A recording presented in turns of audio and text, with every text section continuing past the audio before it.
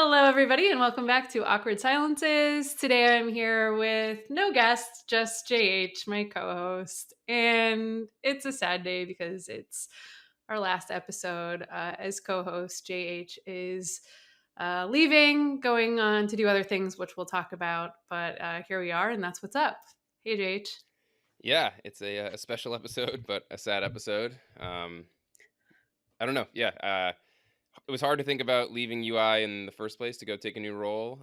After 6 years, but losing the podcast and not doing this with you was definitely a complicating factor in my decision making for sure.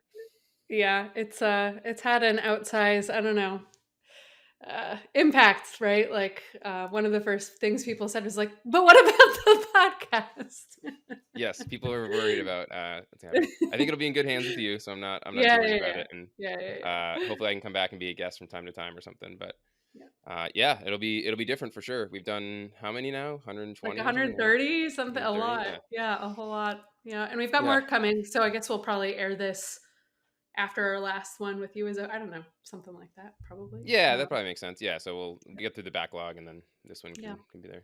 yeah, and then we'll Yeah. see, and then I'll do some alone. We'll have some guest hosts. It'll be fun. It'll be a whole new world. Yeah, it'd be But cool. Change can be good. So I think change is change is good yeah. sometimes. But I'm excited for you. I'm excited. Yeah. I'm Well, if it's excited. bad, you just change again, right? You keep Yeah, changing right. until it's good.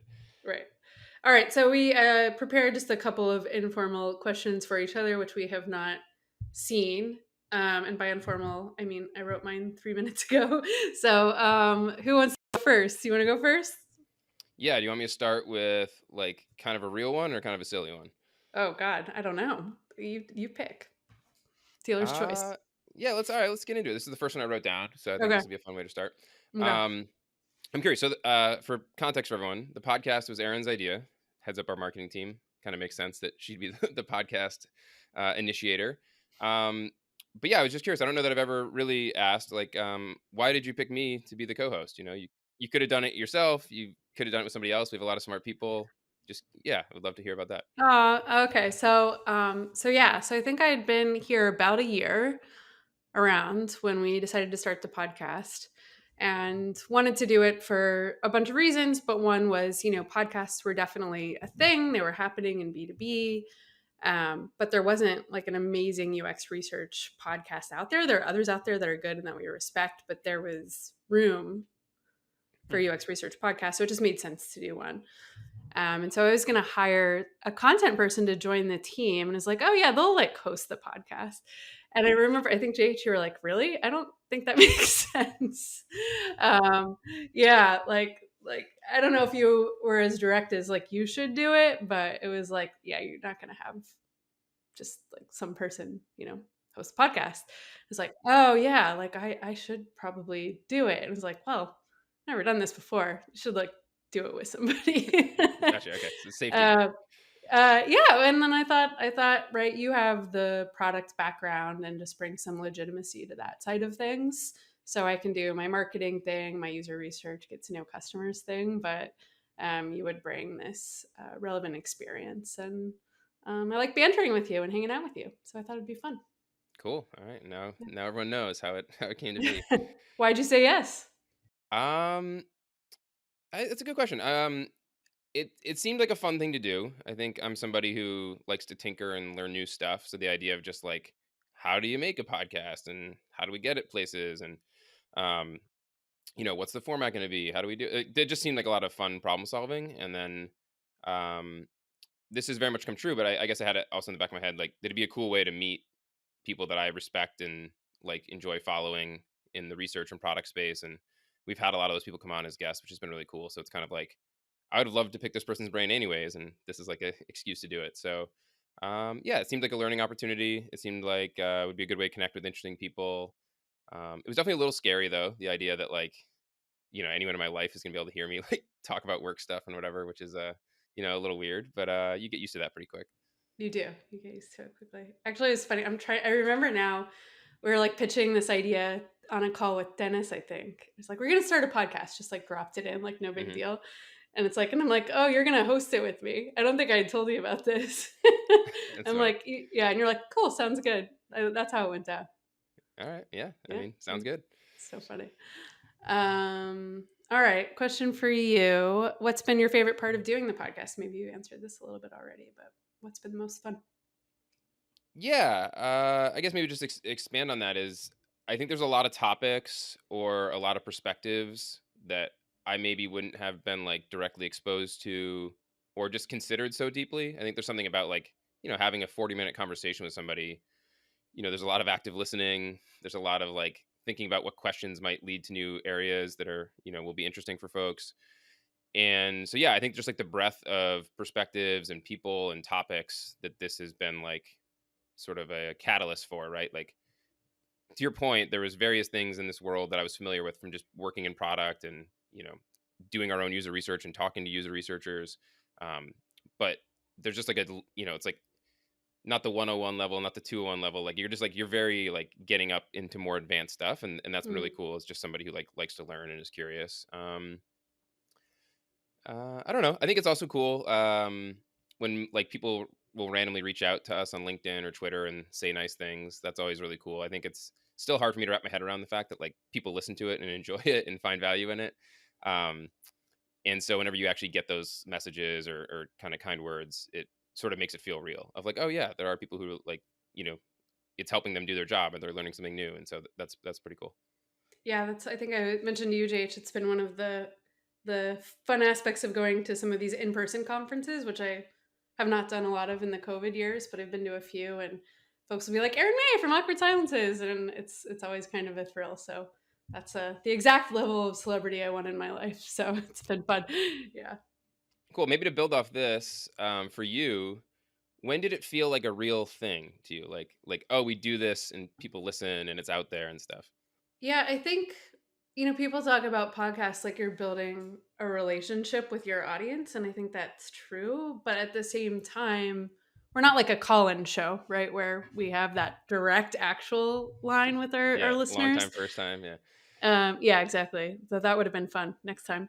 Um, so I think, as a marketer, we love our up into the right charts, and podcast analytics are notorious for not being very good. But you do get some charts. You can see your followers and your listeners grow, and so I think just starting to see that really take off. Starting to see some reviews coming in, and just yeah, getting good feedback internally. People are listening to it. Every once in a while, you hear from sales. Someone's like, close one sales deal, and they're like, "Oh, I discovered you guys from the podcast." Like those little signals. So maybe a few months into it, you started to see some of that, but it does takes a few episodes to yeah. get You see going. some real like play counts and stuff, and you're like, Yeah, okay, this is starting to kind of like add up a little. yeah, yeah, yeah. Nice. How about for you? Um, I think for me, I was thinking about this.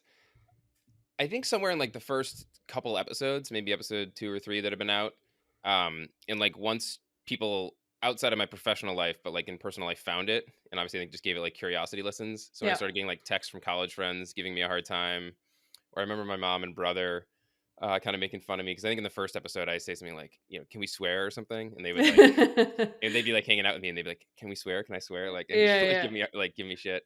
Um, and so that was like, okay, this is like really in the world, and anyone can just find it and listen to it. Yeah. Oh, yeah. Forever.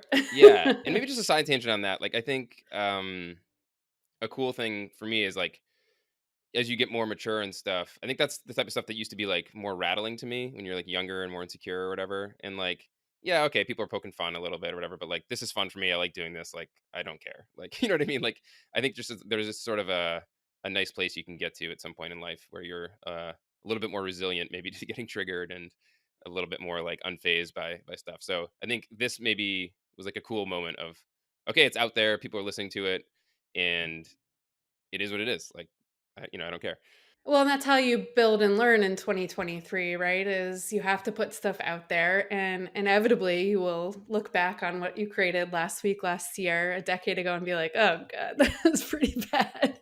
Or I could do better now, or whatever. But you never get there without putting stuff out there. So, Yeah, totally. I think there's always a little bit of like, by definition, right? If you're growing and evolving and improving, you kind of have to look back on stuff you did previously with like a little bit of cringe. right, Because right, if you look back exactly. on it and it's the same quality you're doing now, like nothing's Right, improved. You know what I mean? So right, like, yeah, exactly, there's like that's like a part exactly. of it. Should go back and listen to some old ones, or maybe not. We just know. We Yeah. just know. Do you have any favorite episodes, favorite memories, favorite guests?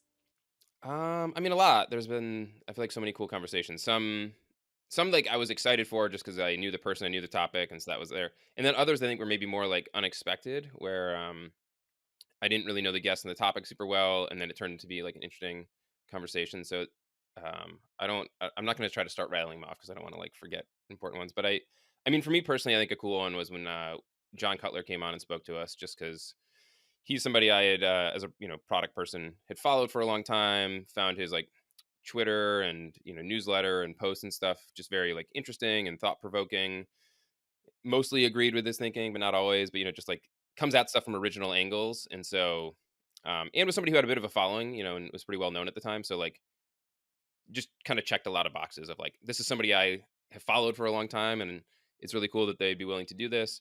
And then also it was just really interesting conversation. So maybe for me that was like a personal favorite for a couple reasons, but there's been a bunch of good ones. I think like Vanessa Watley is that the name. I think like that was one where Oh, I that think was I a great didn't know one. much about her or like Yep. or the topic, but then we went into it and it was like an awesome conversation. So those are sort of some of the more fun ones sometimes where you're like, I don't even know what this topic's gonna where it's gonna go, and then you get into like all these like interesting nooks and crannies.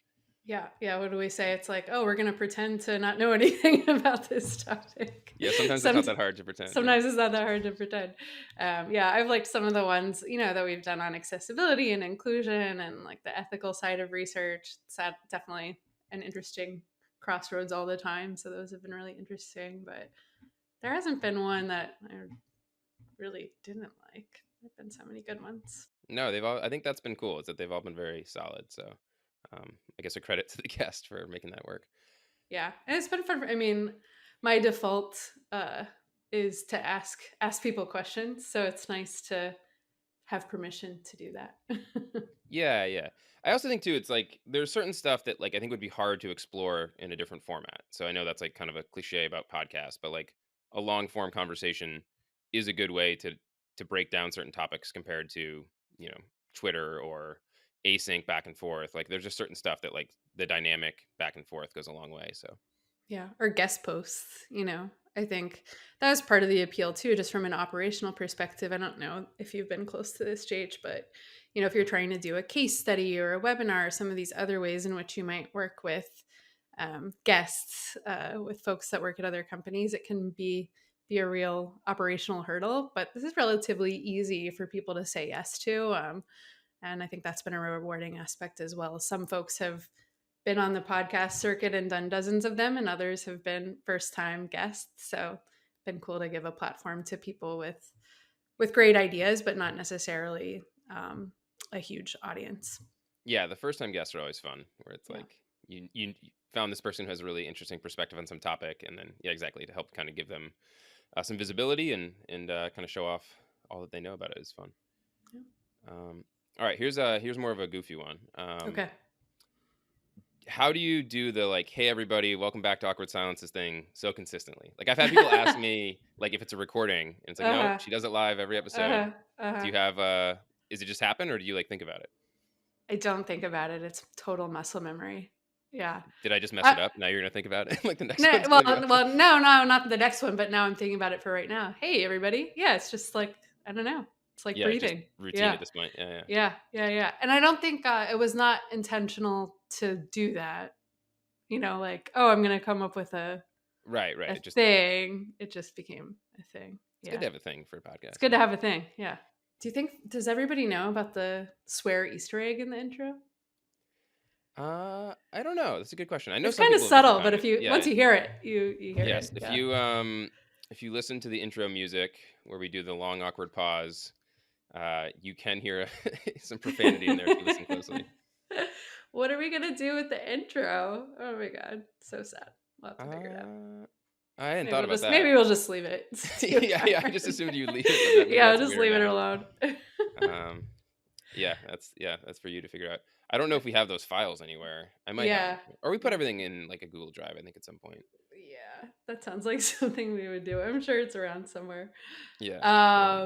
All right, JH, are you ever gonna host another podcast? Ooh, that's a good question. I don't know. I would certainly be open to it. I find it fun. I don't know what I would want it to be about. I think it'd be fun to do one that's more. I don't know, life or some like personal interest topic. Um, I know there's a lot of those, so I don't know what the audience would be for it, but it would just maybe be fun to, you know, talk parenting with somebody or talk about random stuff I'm into or, like geek out about random products, like physical products that I find really useful or something like that. Like that kind of stuff would be fun. But no immediate plans. I mean, a work related one would be interesting too. But again, I don't know exactly what would happen there. But it's not a no. I think one thing that might be interesting. We've talked about this a little bit before, but obviously it's been nice to have the co-host and cool that we were able to start this together. But like there are times in an interview format with like multiple people asking questions, it can be like a little tricky because sometimes you're like setting something up and you want to like follow a certain thread, and then somebody else kind of takes it off in a different tangent. And I think we've figured that out over the years and like have know how to navigate that now. But like for an interview show, I think potentially doing it solo would maybe be easier in ways. And then for like a podcast that would be fun to do, like I think to your point about like it's fun to just banter, like there'd be times where it'd be fun to just like this, like no guest, just go. And so if I did one again, I think I'd want maybe like to think about the format, just because I think it'd be fun to just shoot the shit with somebody every time and not have to like work, a guest or a topic in. It is wild to hear like Huberman, for example, who I think sometimes he has guests, but mostly it's just him, and he just talks for like an hour and a half. Just and it's great, but that would be hard to pull off. Yeah, that would. I don't think I would ever do like a Yeah, solo, like yeah, a yeah. solo JH by show. JH on Yeah, JH. I'm gonna try to say a bunch of science words for 90 Yeah, minutes to right, sound right, right. smart. Uh-huh. Yeah, yeah. I don't know how people do those types of formats. I mean, if you're good at it, it can certainly be very interesting, but it feels very pressure packed. Cool. Well, we will have to get you on the show in your new role. Do you want to say anything about your new role, where you're going? Yeah, yeah. So as I mentioned, I've been at UI for 6 years now, and it's been a really cool journey. So for folks who don't know, I came in as the sixth employee when we were a very small business, not much revenue back then, and obviously quite a bit more these days. I think now the team's 120, something like that. So we've had a lot of growth, across the company and then within my team. So I built up the product management and product design teams here, which has been a real highlight of my career, which has been cool. And I don't know. Yeah, I was just starting to think that maybe doing something new or working in a new problem space could be exciting, and I was approached with an opportunity to go, be the SVP of product at a smaller company called Skedda. So it's about 30 to 40 people, a little bit less in revenue as well. And they are trying to help teams that are doing hybrid work. So helping them with like the space management, but also the employee collaboration and kind of engagement so that you actually get people to the office on a day when their peer or colleagues or friends are going to be there. So it's not just that you have a desk, but you actually are going and getting some benefit of the live collaboration with the people you work with or want to see. So that felt kind of fun. I know a lot of teams are struggling with the hybrid thing, so it felt like a worthy mission. And I think what I've been saying to the team here and would ultimately kind of led to my decision is like, I think that stage is just really fun, like the 30 to 40 people where you are out of those super scrappy days, but you're also kind of like in the scaling, figuring things out phase. And I think I've learned a lot about how to do that in my time here. And like the idea of like trying to see if that playbook, if I can do it any better the second time around or apply some things there. So that personally felt like a fun challenge. And, but it was a really difficult decision. I love the team here at UI, love the product, love the space and our customers. There's just a lot of things to like. But one thing that did give me comfort is the people who now kind of lead the respective product management and product design teams. Carol and Katie are just both super capable and talented. So I feel like the team is in good hands with me departing, and very excited actually to see what they do and where they take things. So yeah, it'll be a little scary to do something new after so long. So we'll see how that goes, but mostly excited. Awesome. Well, we'll get you on and see how you all do research and what it's like doing research in a different kind of company in a earlier stage and all of that. So Yeah, yeah. I think just like I think maybe I've taken for granted like just how much we know the ins and outs of user research now, both from like just working in it and working with our customers to solve their problems and stuff, but also this podcast is like an education outlet. I have a few things to learn about hybrid work and space management and all that kind of stuff. So um, again, I think that'll be fun. Like I think I'm somebody who likes to learn new stuff, and so probably have started to plateau a little bit. Obviously, I'm not like the ultimate expert at user research, but doing this stuff, you know a lot of it, and so it'll be be cool to till some new soil and, and see what's what. Well, thanks for agreeing to be my co-host all those years ago and sticking with it all these years. It's been a whole lot of fun for me. Yeah. Thank you for asking me to do it. Do you have any, maybe just to close? Do you have any like funny memories or like outtakey things or goofy stuff from the years? Oh gosh, so many. I think just the first few weeks of doing it were so funny because we had no idea what we were doing. It's like, what kind of mic should we buy? We're using GarageBand to edit everything. We convinced Jess, our coworker, to get her band to do the music and have like full rights to all. Yeah, that was really fun and just silly.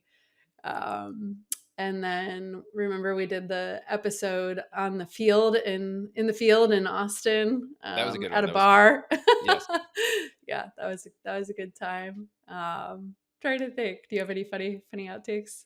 The one that comes to mind for me is when we were trying to like, figure out the music and the recording, everything else. I had kind of jumped into GarageBand and was playing with things, and I was like, I'll see what I can get started here. And I remember the first attempt at like an intro track was like so bad. Like I didn't know what I was doing. I was just using like all these distortion effects and stuff on my voice, and like it was just me talking, and it was like horrible.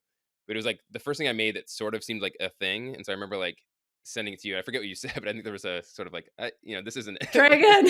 yeah. And I think we landed in kind of a fun Yeah. spot. People seem to like the intro, but that to me was just like a very funny thing in retrospective. Just like I guess it's like anything when you just go into, we're gonna go figure something out. It's like you're gonna make some mistakes. Like I had no clue how to do audio stuff, no clue what a good like podcast intro would be, and the first couple tries aren't gonna be perfect. So Yeah.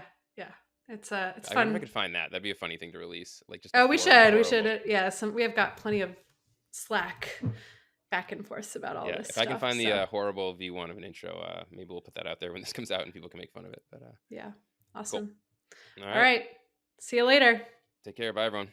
Hey there, it's me, Erin. And me, JH. We are the hosts of Awkward Silences, and today we would love to hear from you, our listeners. So we're running a quick survey to find out what you like about the show, which episodes you like best, which subjects you'd like to hear more about, which stuff you're sick of, and more just about you, the fans that have kept us on the air for the past 4 years. Filling out the survey is just going to take you a couple of minutes. And despite what we say about surveys almost always sucking, this one's going to be fantastic. So userinterviews.com/awkward survey. And thanks so much for doing that. Thanks for listening. Thanks for listening to Awkward Silences, brought to you by User Interviews. Theme music by Fragile Gang.